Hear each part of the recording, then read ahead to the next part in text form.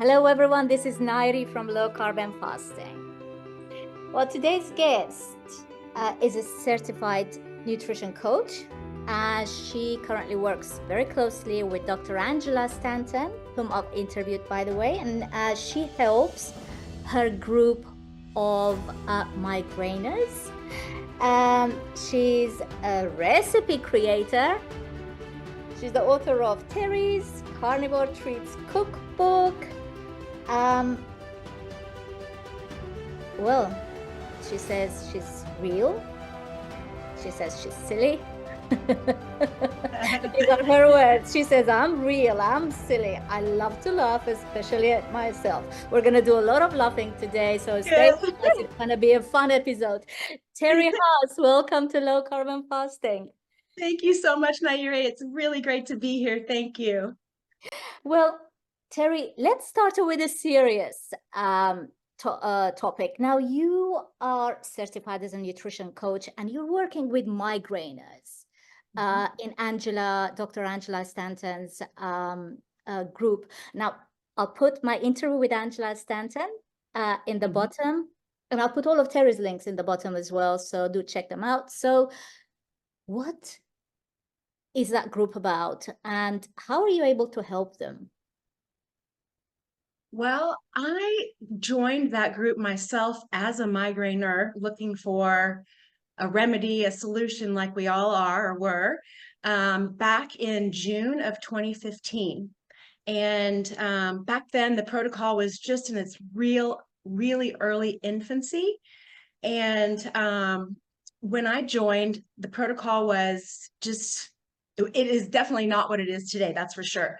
And I had really quick success with eliminating my migraines. So I have not had a migraine since June 23rd, 2015, when I joined the group. And then fast forward about 8 or 9 months later, there was just a handful or just a couple of admins in the group. And I guess my cheery attitude, and I was really a cheerleader for everybody. Since I was feeling great, I was supporting people. I was looking for recipes just to help people find meals, foods, that sort of thing. And I guess Angela was going on a holiday, and she needed some help while she was going to be gone. So I got this sweet little DM in my Facebook Messenger from Kristen saying, hey, so we were wondering if maybe you would like to be an admin. And, I did one of these. I was like, who, me? Yes, I was just delighted. So that's how I became an admin in her group.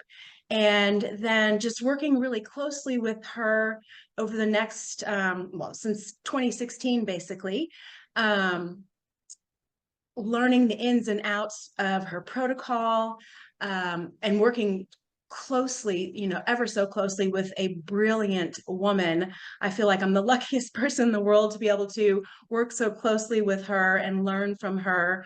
And just the way that she's structured the protocol, especially the way that it is now, it is so streamlined. It's very easy to answer people's questions, to help people, to support them, no matter where they are. We meet them wherever they're struggling, wherever they're not struggling. We build them up, we lift them up. And it's more than just migraineurs, and it's more than just migraines that are helped in this group. She really admits anybody that has any sort of metabolic conditions, health issues. We've got people that have cancer there. We've got people that have autoimmune conditions, that have type 2 diabetes, that have type 1 diabetes. So we have the gamut in there. It's just really blossomed into, even though the focus is definitely on migraine, she welcomes all sorts of different lots of people, just simply to help. She loves to help. She loves to learn. Her research is never ending, and she's just so generous to share all of this for free in a Facebook group, and just to be so generous with her with everything. So in order for us to be able to help everyone efficiently, she has to have this down, and so she guides us and leads us, and then we help our members under her guise. Well, First of all, I absolutely share your sentiments about, about Yeah. Dr. Stanton. She's an absolute delight, and I enjoyed her book, by the way. I mean, it took me a while to get through it, but I wanted it's a Yes. big volume.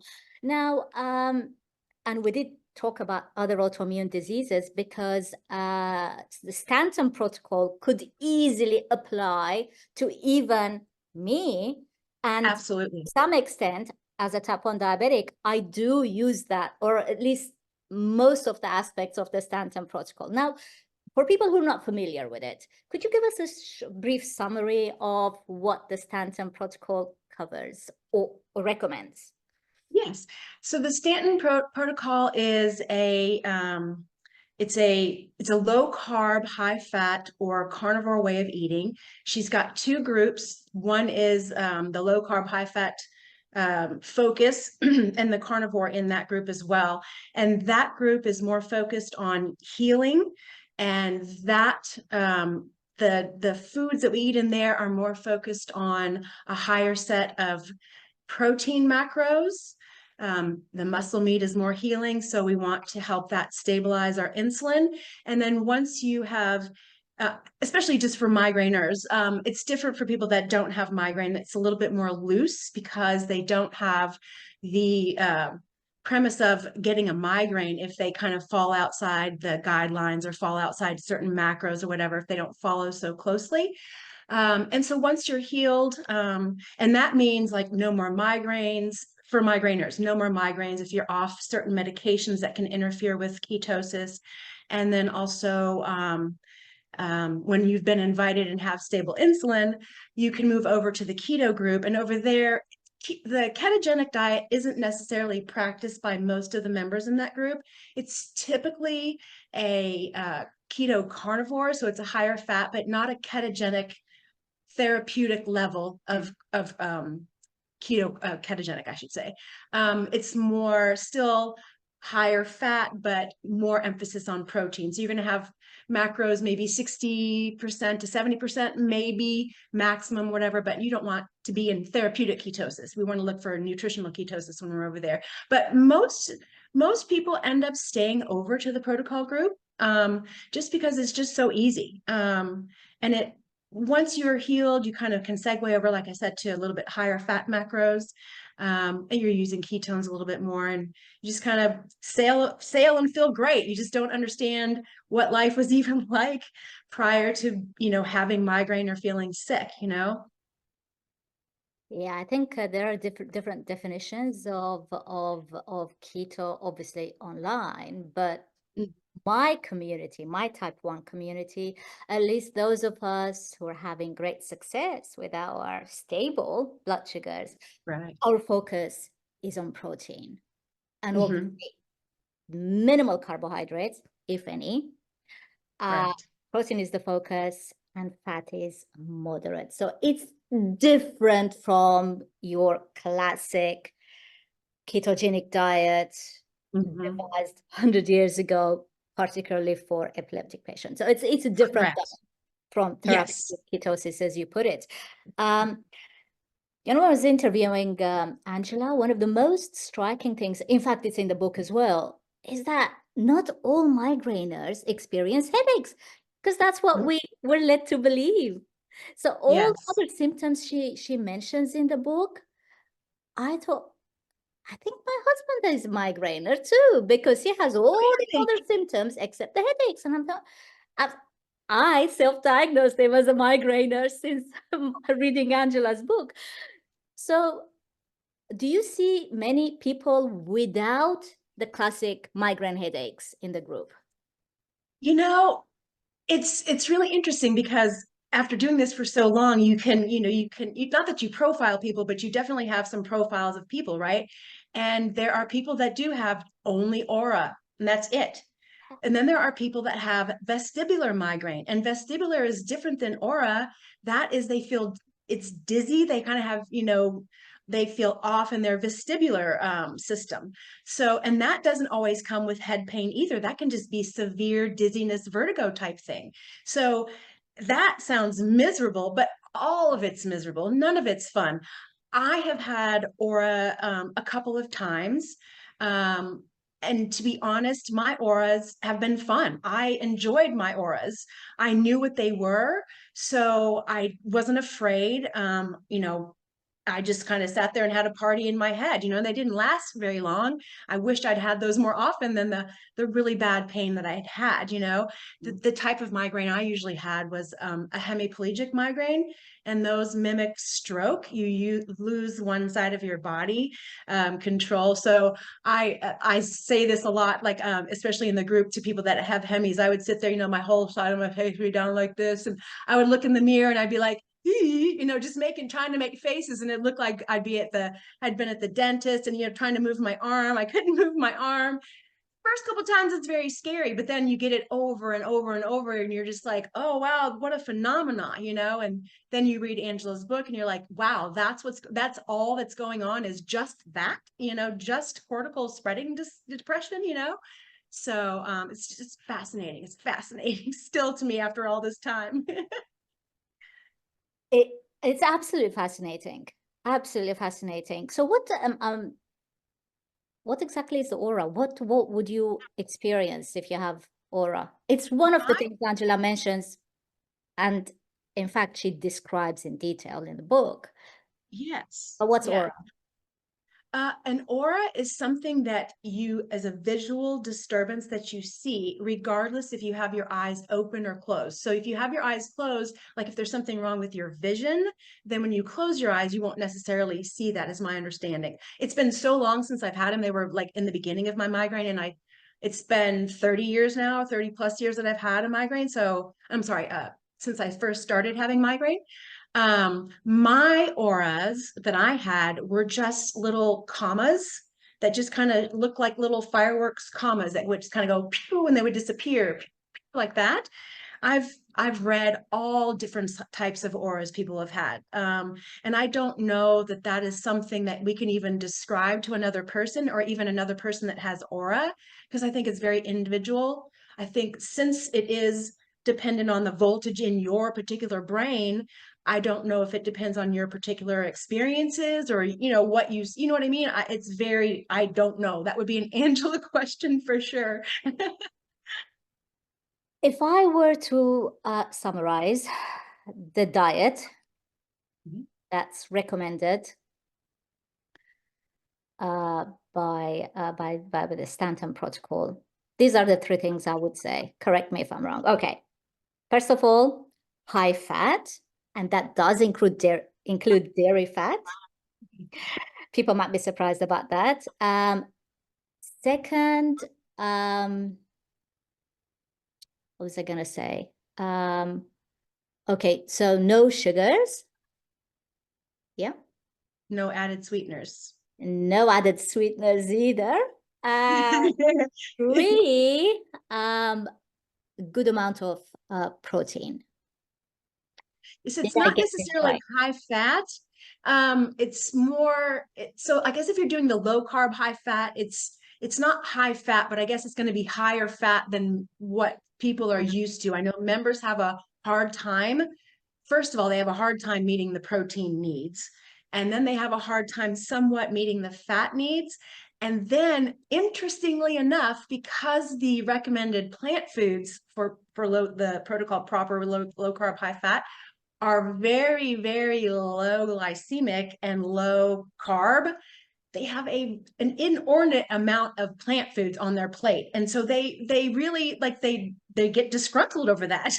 They'll say, well, I've got this, and this, and I've got this salad and these raspberries and this squash I have to finish, and I'm full. And I'm like, we say, well, yes, I mean, it's an adjustment, So the fat is higher on protocol proper than I think that people are used to in their regular eating.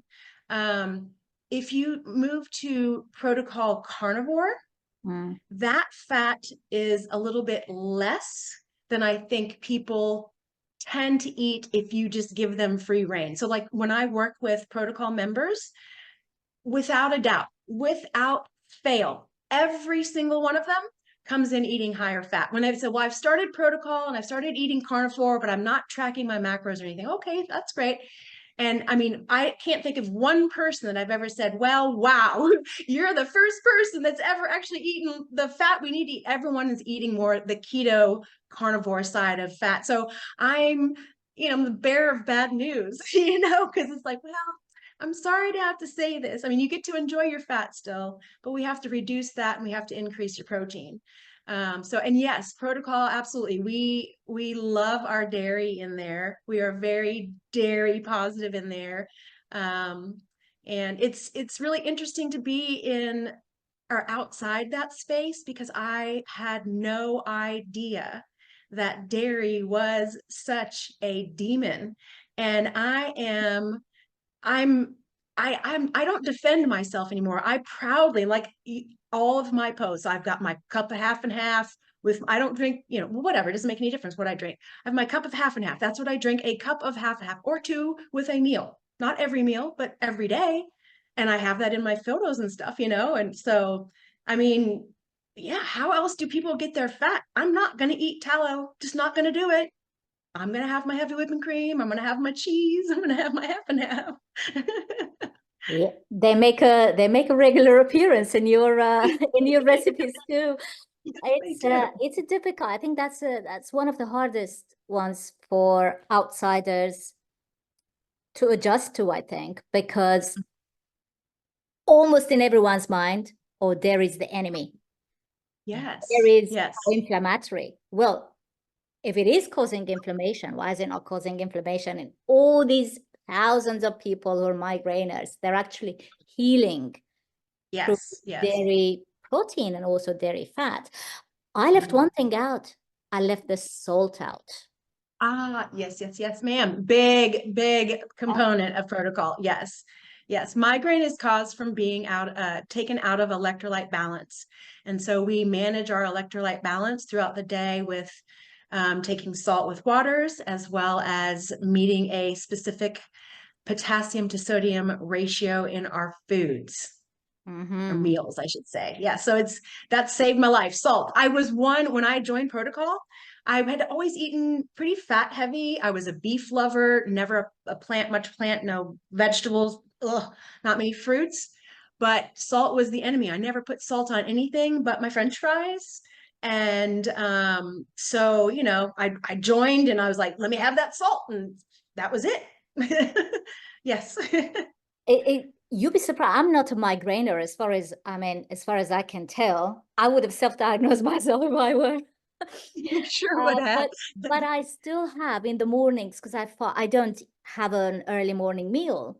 And what you see in this glass now is salt. It's salty water.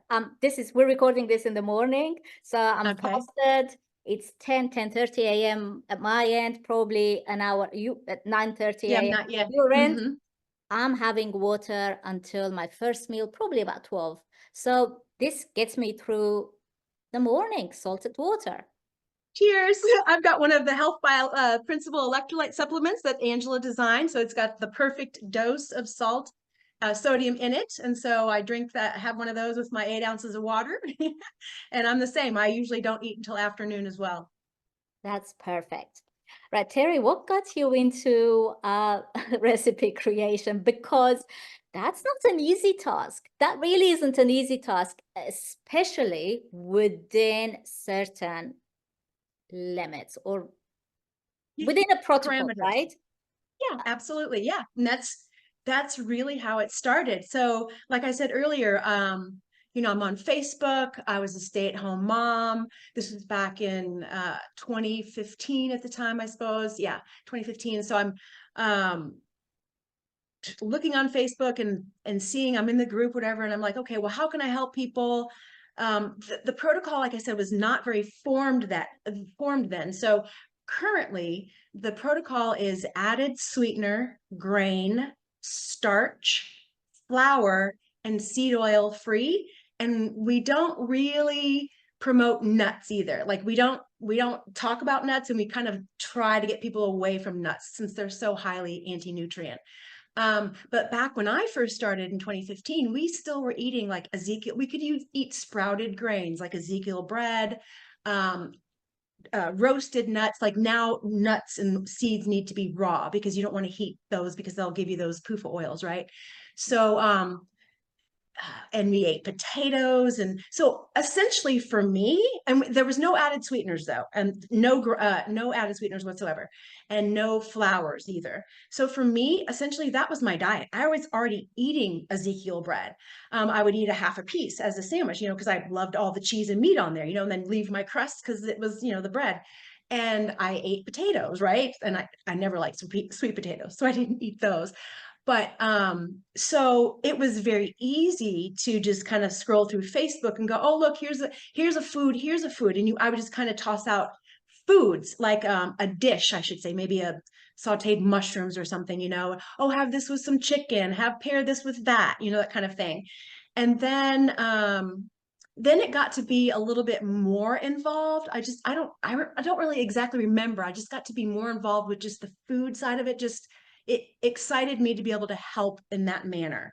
I think I know one of the other admins is, you know, just like Angela, math whiz, super smart. And I'm just over here, you know, feeling inadequate, like I needed to step up. So that's where I kind of thought, well, I'll go ahead and take the food portion. And then, so I started with cloud bread. I didn't invent any of these things, but I, you know, saw cloud bread. I saw chaffles. So I brought that to the group. And initially, Angela was not really happy with that. She did not like the copycats because she felt that that would just compel everyone to still desire and want those other foods, which makes perfect sense. Back then, it made sense. Back then it made sense. Now it doesn't make so much sense, but back then it did make sense. So fast forward to the coronavirus when everything got shut down. And I am single, I live alone. And so I'm in my own bubble. It's just me, myself, and I, like many, many people, right? And I remember sitting down one day and I wanted to have a sandwich. I am not a big fan of eggs. I just don't, they taste like metal to me whenever I eat them plain. So cloud bread and chaffles are very eggy tasting to me. And I'm also not a big fan of pork rinds either. I'm just not the big fan of that type of fat. So I couldn't even like get a poffle or something like that, you know, anyway, it's still eggy. So I thought, okay, I'm gonna figure out something. I'm gonna figure out a bread recipe. I'm gonna find something, you know. So I got on the Google and I was in the Google and then I was in the deep dark Google and the deep darker Google, you know, I probably was on that thing for, I don't even know how long. But when I came up from my phone, I mean, I came up like this. What? What? What? And I ordered all the things and I ran to my kitchen and I got everything. So what I found was this recipe called soul bread.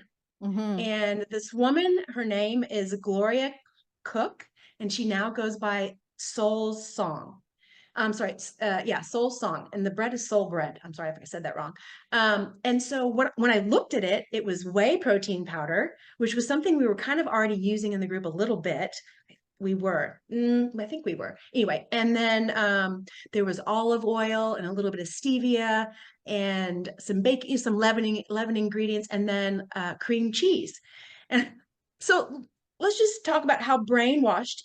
Even I mean, I'm 58 now, and I was of the era that we still used butter to cook with when I was younger.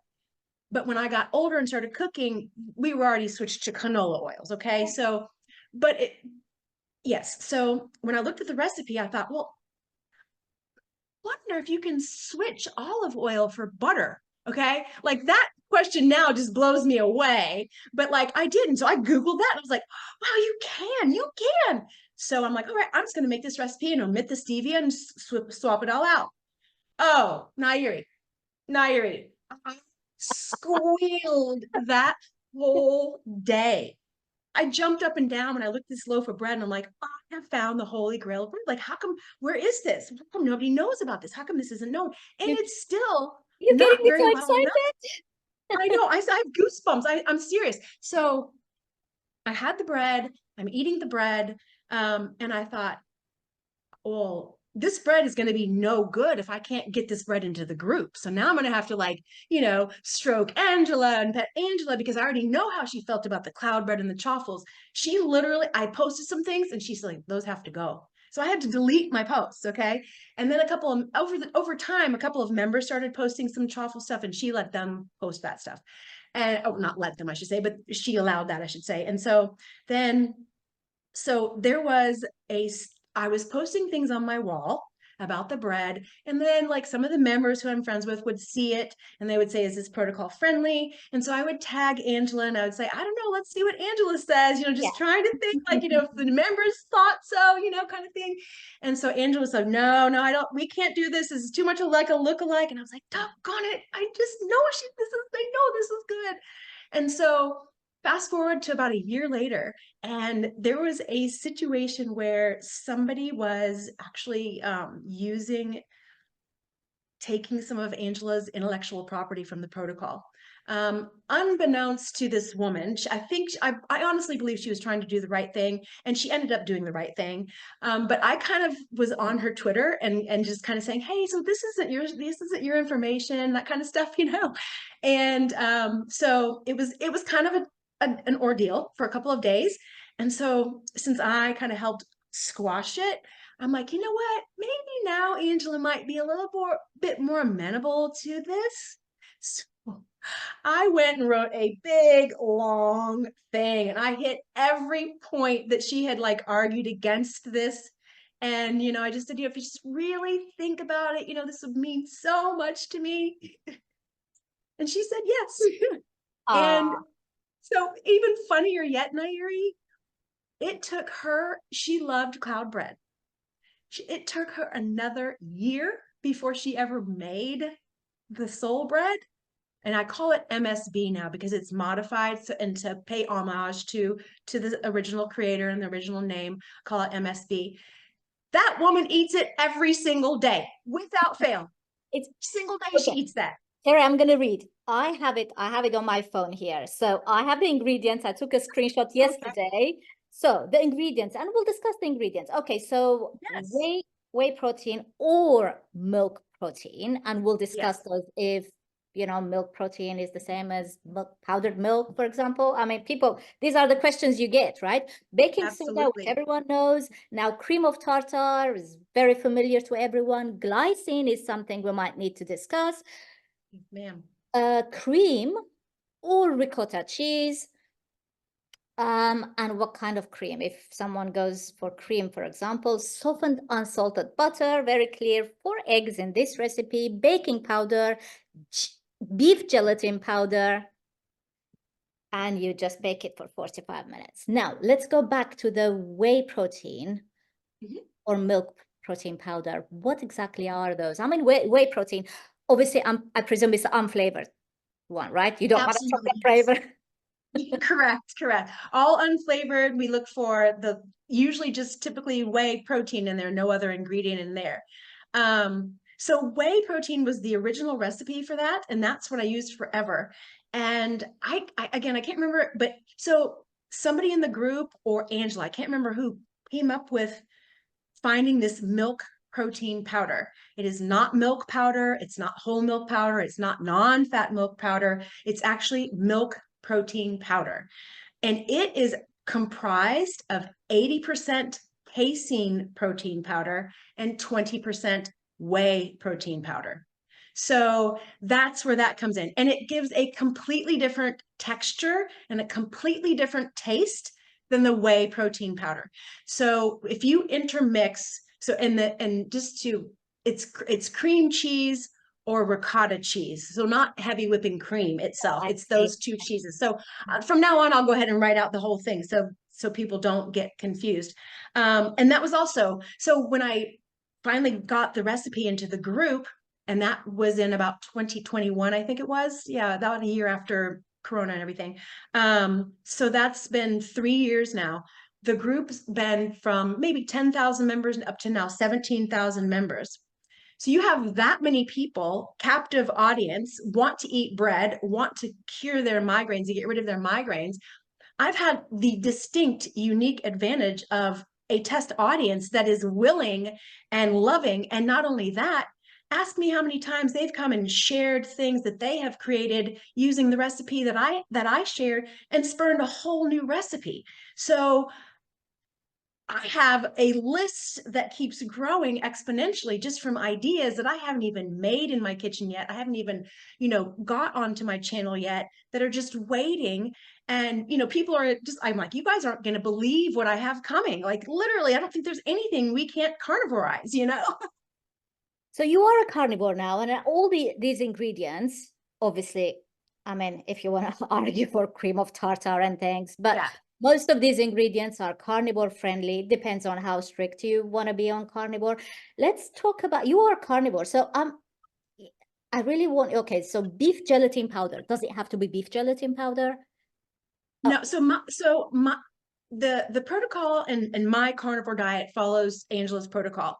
And her carnivore is all meats, all seafood, all seaweed, mushrooms, eggs, and dairy, with the exception of lactose-free dairy and fermented. So like no kefir, no yogurt, no quark.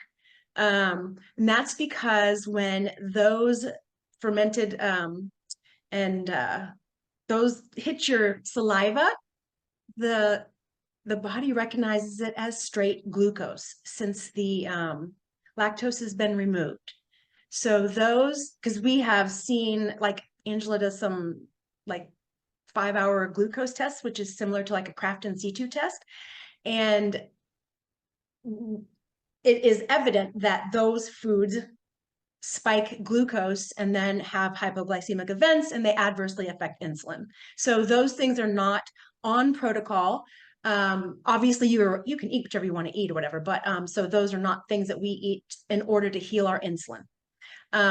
The beef gelatin was also not an original ingredient in the recipe. It originally called for xanthan gum. And so in order to make it a little bit more carnivore friendly, and then we eventually substituted beef gelatin. I also on protocol, we include spices in our eating as well.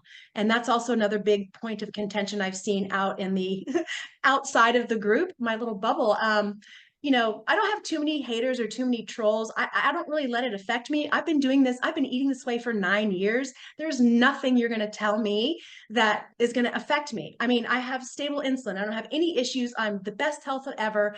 I'm great. So I can handle a little bit of immature trolling because I have the knowledge to be able to handle it if I feel like addressing it, so these ingredients that are outside a typical carnivore eating, I don't even call them carnivore adjacent. I don't call them carnivore friendly. I literally just say, this is what I eat. I'm a carnivore. If you look at my eating over a full year, the amount of these things that you find in my diet that comprise plant foods are probably less than a true carnivore in the wild eat.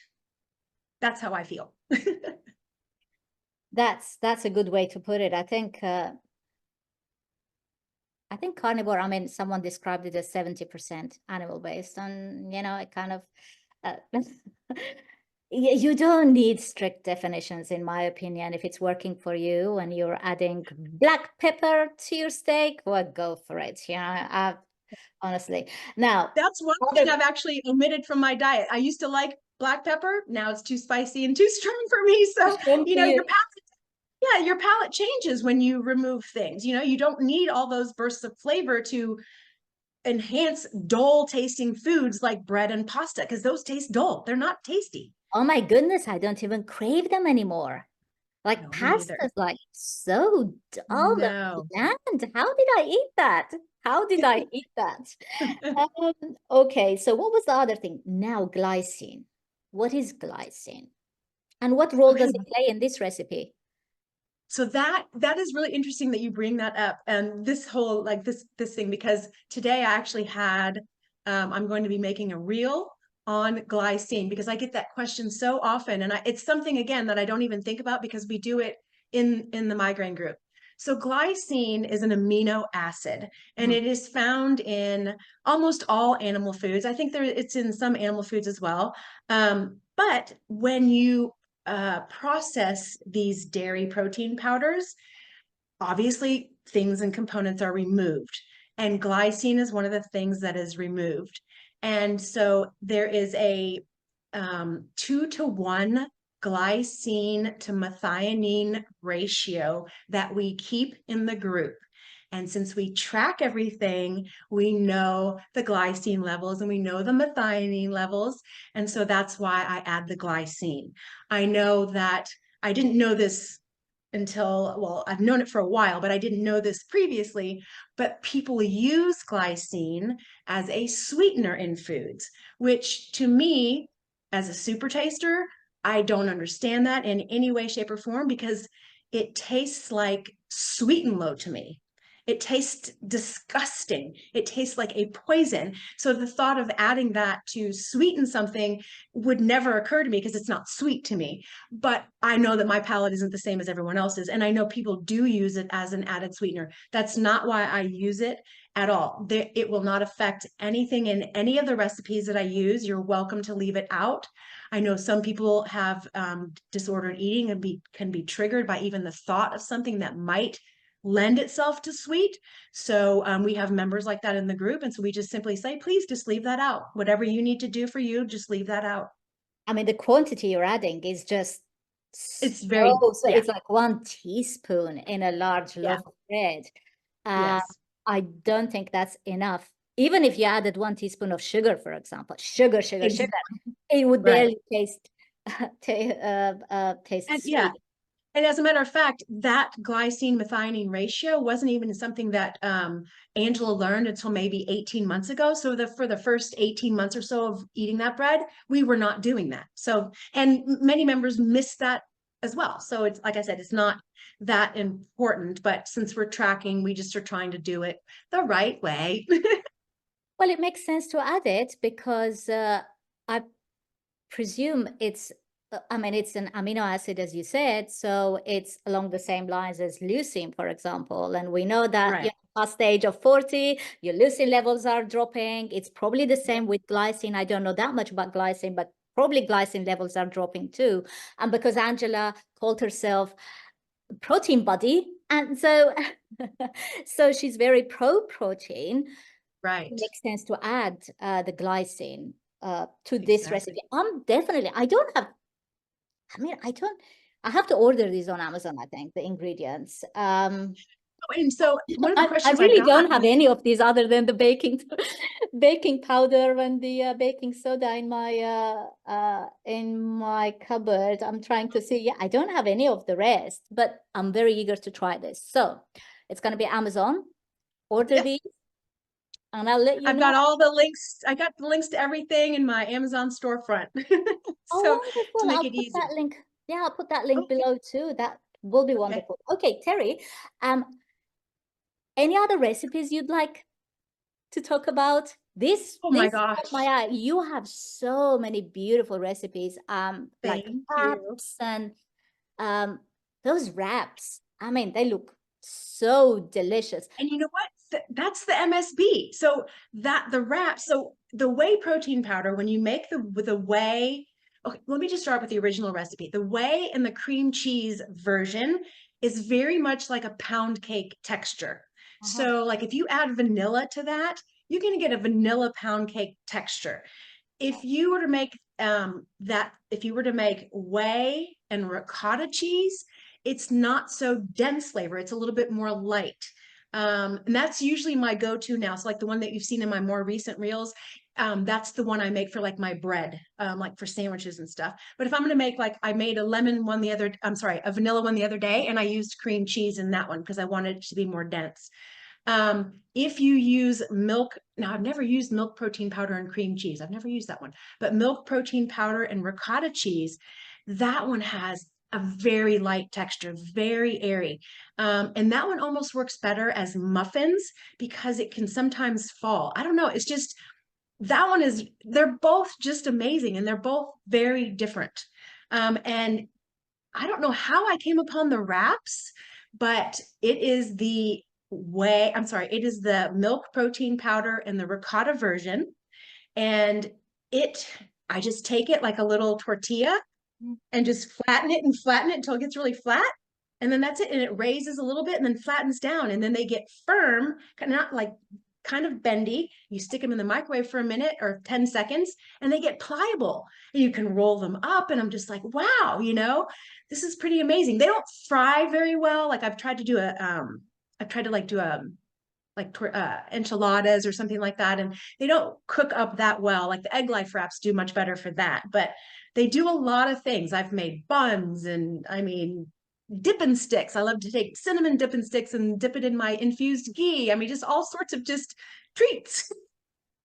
Well, so do any of the recipes contain egg protein powder? So that is one when going back to the protein and Angela and being protein buddy, that sort of thing. Egg white protein and egg white powder, I should say, is one thing that isn't necessarily protocol friendly. And that's because egg whites are highly glucogenic. They raise blood Tell me glucose. about it. I know, Yeah. I can see it instantly in my CGM. It will start beep, beep.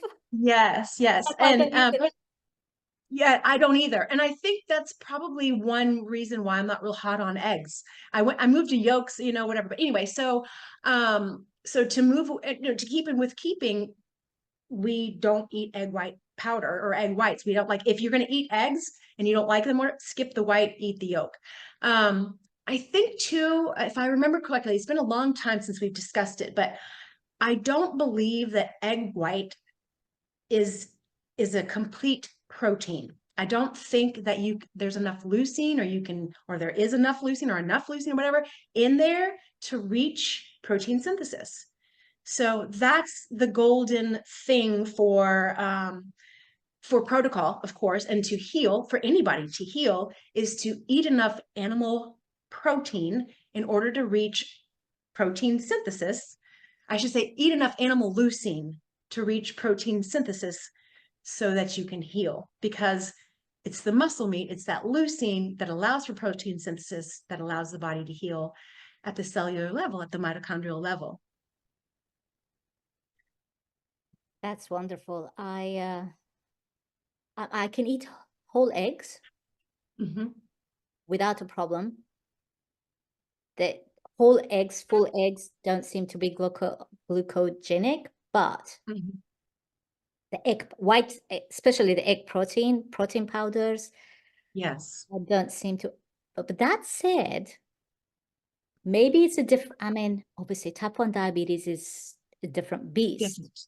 Right. And because we have to manage insulin ourselves and we have to manage it on an hourly basis, people think, okay, just take your dose and you're fine throughout the day. No, you have to manage it on an hourly basis because blood sugars go up, down, up, down, up, down. Right. You have to manage that. So just hourly though, really? Is it just hour? I would have assumed, since I know blood sugar, you know, shifts 20 million times a second practically, I would have assumed it would be almost more than once an hour. Oh, definitely. I mean, I carry my devices with me all the time. I'm constantly monitoring, and you can't take a break from it. Right. You I can't have a close friend that was diagnosed with type 1 when she was 52, I think. She was 52. And so I actually said to her, I don't understand how you are alive at 52. Not only was she diagnosed as type 1, but she's also a brittle diabetic. And so, and her blood sugars have gotten up to 1200 before. Yes. I mean, she surprises the hospital when she goes in for ketoacidosis. And she's in there a lot for ketoacidosis. It's terrible. Yeah. She doesn't have her colon. How much you benefit from just simply cutting out the carbs, nothing else, just cutting out the grains and the sugars. Yes. That alone would heal her so much. Yeah. But coming back to the protein powder, so as I said, I mean, type 1 diabetes is slightly different from anyone else, perhaps who's in that group and following the migraine protocol. But I also notice blood sugar rise when I have whey protein. Yes. So and you know, so that gets into my into cupboard. And then I stopped them because I thought My husband can get away with it, and he's fine. He's not diabetic, and he feels great on whey protein, by the way. Okay. Yeah, he feels great on it. He really feels like, he says, there's like, I just feel that nutrients in my head. It's an interesting definition, right? His head, like I think I kind of know what he's talking about, because I can feel that whenever have had whey, just like I don't, so there's no snacking on protocol, snacking, if you snack anything, even if it's just a bite of butter, that's going to be used as glucose for the most part, right? Since you haven't reached your leucine threshold. So, I mean, so essentially it's not a snack. I eat my first meal. My first meal is always very high in leucine. It's always very protein, very meat heavy, even though there's still good fat in there. But so I always make sure I'm usually over 5 grams of leucine in that meal. So then subsequently, since my eating window is between 6 and 8 hours each day, I'm synthesizing protein, an hour or so after I eat, right? And I'm continuing to synthesize the remainder of the day. So anything I eat on top of that is just going to kind of bump up my synthesization, I suppose, if that's even a word, right? So if I do have like a whey, I have a carnivore milkshake that I call which is a whey protein shake. I feel the same way. I feel like it's almost like a cup of coffee, which I don't drink. It's the same kind of feeling I had when I first took my thyroid medication. Like the world feels a little brighter, a little clearer, a little more shiny. It's, yeah, like the brain awakens, The good thing about whey and the milk protein powder versus the egg white protein powder, or egg white powder, since it does have leucine in there, you can reach protein synthesis using it. Now, the caveat to that is, like, you wouldn't have a whey protein shake with milk or half and half or heavy whipping cream in there and think that about 325 calorie meal that you're having would be substantial enough to meet your leucine needs. Maybe if you were 25, possibly, but really that's still a snack, because there's no like meat in there, even though there's leucine in there, you're still going to need the other amino acids. You're still going to need some actual meat in there to help reach your leucine needs to start synthesizing protein. So that you would maybe want to have a little bit of burger with that, or a couple of chicken thighs or something. And which is something I tell people to do when they start in the migraine group, or when I have clients and they don't have the capacity to eat enough meat. I say, well, then, you know what? Have you a little carnivore milkshake with each meal until you're able to add more meat in, and you'll subsequently reduce your dependence on the whey, which is a really nice interim use to get you used to eating more meat. It makes sense, because those shakes are really not a substitute for a meal. No. So if you are going to have a shake, it makes sense to have it with your meal, as part of your meal, alongside perhaps piece of meat. In my coaching, yeah, I practice the same. So I just tell diabetic, look, what are you eating when you're snacking? Well, a couple of blueberries, nuts, put it on your plate. Have it as part of your meal, because then you can see exactly what you're eating and how much. Although how much is less important, but because we need to take insulin for what we're eating. You lose, you're just grazing all day long. You lose count of when you inject how much insulin you have on board, and now how much food you have on board. It's just ridiculous. So I just tell them, add the blueberries to your salad. Then you know exactly, you can see it in front of you. You know what you're eating. So and then you just need one injection to cover your meal, and that's it, Anyway, I don't know what else we can talk about. So let's go about the meat to wrap this up with. Angela's very encourages consumption of seafood and fish and etc. So are there any particular meats that aren't part of the protocol, like pork, because of its high omega-6 content, maybe? Well, so she's made a post in the group recently about that very thing, like, what meats are to choose, like, are better if you're going to choose this, that, the other, whatever. So pork is one that she says to stay away from, because it's pretty not so clean here in the United States. You know, like I know Europe, Germany, they have like such a great pork selection. I have, you know, follow a couple people and I just am like, oh, can I come stay with you and just eat that pork, you know?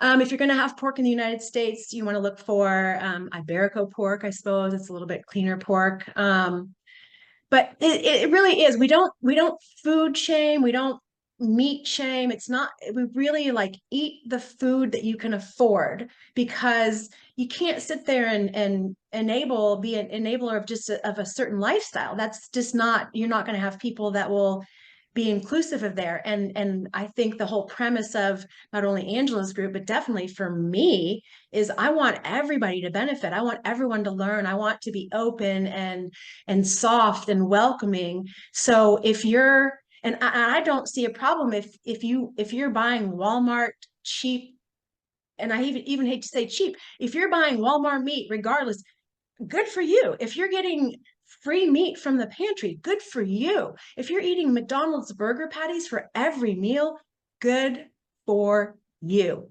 Bravo. I applaud you. Kudos. Keep going. That's all I have to say about that. You know, really. Yeah, I'm glad you mentioned that, because it's so important not to alienate people because they perhaps cannot afford a particular Yeah. ingredient you're using. Just eat as much as you can within the protocol, and you know, what you can afford, because it puts Right. people off, right? If you say this is Yes. the only way, these are the specifics, and if you can't Mhm. follow that, sorry, goodbye. Yeah. Yeah. I mean, that's why you see these people in the outside the space. You know, it's got to be organic. It's got to be grass fed. It's got to be raw milk. Well, no, it doesn't. I don't buy organic meats. I get my stuff from Costco. I love it. I mean, you know, I do. I do. I don't even buy organic. My half and half, I use A2 dairy. Well, milk, I should say half and half. And it's A2 brand, and it's not organic. I know that they take good care of their cows. They say they do, and they just don't have organic because it's an expensive label to, you know, to pay for. Um, Also, for all of the people that just go on and on and on about raw milk, I don't believe that there's any component in raw milk that's really much better over pasteurized and homogenized milk. And I'm going to just say, put a shout out there to all the other super tasters, hi, in the whole wide world, that can't and won't drink raw milk, because raw milk to us tastes like dirt. It tastes like clover. It tastes like weeds. It doesn't taste like milk. I want my milk to taste the same all the time. And for that to happen, it must be homogenized for me. Okay. So, I mean, just like I don't like blue cheese, I don't like those stinky cheeses. They don't taste like food to me. Sweet potatoes didn't taste like food to me. So it doesn't have to be raw. It doesn't even have to be organic. I would recommend, if you could afford organic, to try to get organic. But if you can't, please just drink milk. Real animal milk. This reminds me of, you know, one of my clients. I didn't charge. I didn't charge Okay. this person. I'll tell you why. And it's a very relatable story to what we're talking about. She's type 1 diabetic. And so I looked at her diet, and we all agreed the pasta and the bread need to go. And then I was trying to sort of push for more meat in there, animal-based protein. She kind of looked at me and she said, look, if I include meat in every meal or every day in my diet, I won't have money for my insulin at the end of the month. Yes. And I thought, wow, it hit me. This Yep. person has to prioritize meat or insulin. Yeah. So I had to find, you know, different ways to help this person. Yeah. I said, well, how often can you eat meat? She said, on the weekends, family dinner time. I said, great. Can you eat an egg? One egg every day? She said, yeah, that's doable. I can do that. So can you eat a lot more cauliflower and broccoli and cabbage? She said, yes, because my father grows them in the farm or in the garden. Oh, wow. Great. And she's doing extremely well. But, you know, if I alienated her, I know. I always tell this story to my sort of coaching groups as well. If I alienated her, I told her, sorry, I can't help you. I couldn't even chart. I couldn't even. Yeah, no, I mean, I couldn't Crazy. either. Yeah, I've done that to many people in the group as well. I've asked Angela, I said, hey, so Angela, even though I charge for this for people that can pay or whatever, there's some people that I really would like to reach out. I just can tell by their comments, and so I have done the same thing. We just reach out in PM on Messenger, and they just, do what they can. And like you said, they can't afford to eat meat every day. And so I just tell them, well, try this. This worked for me. Let's do this, and I've seen this in the group. Let's do this. And you just can't, why not? If you can help somebody, it's within you. I think that we should, it just feels so good. It feels so good. Well, with this positive message, it does feel good to be in a position where you're helping people. Yes. That's what I do. That's why I Yep. do what I do. Especially after so many years of suffering. I mean, after 20 years of suffering, missing so much of my children's growing up and life events, and now being able to pay that forward, and on top of, I mean, if I had not become migraine free, I would not be here. My cookbook would not have been possible. My recipes would not be possible, So the way that this, not by any means was this a pebble drop or ripple effect. I mean, this is humongous that her protocol is changing lives every day in huge ways. Absolutely. One last question, Terry. Is are the recipes in your carnivore cookbook all Stanton Protocol friendly? What did that They are. think of them? They are, yes. So that's how it all started. So they all were under the parameters of being protocol friendly. The only bad thing about the majority of my treats are they're fat heavy.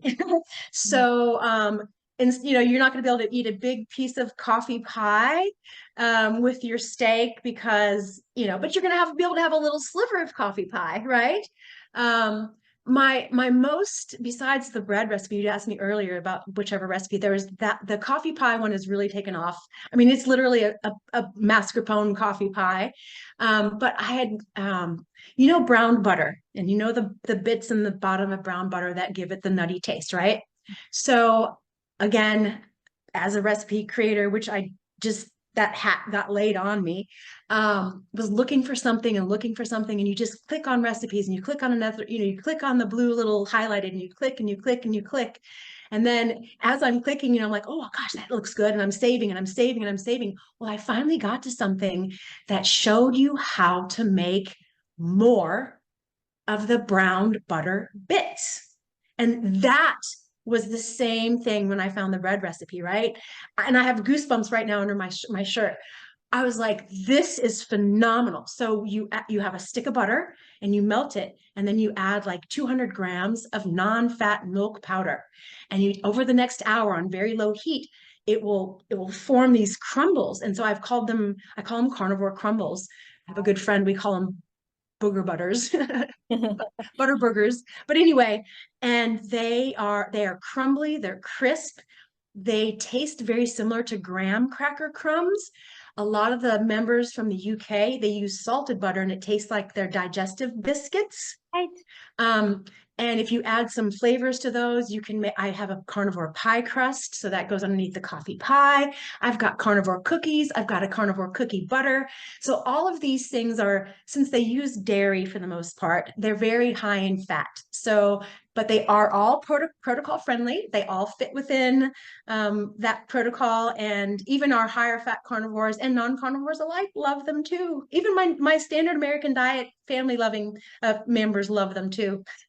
Brilliant. Now, all of Terry's links will be below. So please follow Terry on Facebook, Instagram, YouTube, Yes. and buy the book. Buy the TikTok. book. Yeah, buy the book. Yes. 40 great recipes for your tummy. Terry's Carnivore Treats. Okay, Terry, I can't thank you enough for this wonderful, we call it chit chat in England. Yes. I don't know if you have that in, do you have We that, do, that yes. in Arizona? We do.